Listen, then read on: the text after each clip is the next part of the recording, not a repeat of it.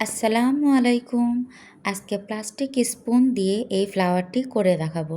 এটি আপনারা candle holder হিসেবেও ইউজ করতে পারেন। তো চলুন শুরু করা যাক। প্রথমে আমাদের লাগছে কিছু প্লাস্টিক স্পুন। এবার প্রত্যেকটি স্পুন এভাবে কেটে নিব। এখানে লাগছে একটা কার্ডবোর্ডটি সার্কেল করে কেটে নিব। তারপর এর উপর স্পুনগুলো সাজিয়ে আঠা দিয়ে লাগিয়ে নিব।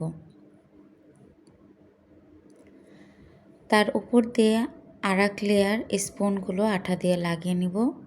তারপর আরেকটা কার্ডবোর্ডেও এভাবে স্পুনগুলো সাজিয়ে আঠা দিয়ে লাগিয়ে নিব। তারপর আগের কার্ডবোর্ডটি উল্টো করে পরের কার্ডবোর্ডটি আঠা দিয়ে লাগিয়ে নিব। এর উপর ছোট্ট সার্কেল করে কাটা কার্ডবোর্ডটি লাগিয়ে দিব। দেন এটা কালার করে নেব। এটা আমার ফাইনাল লুক।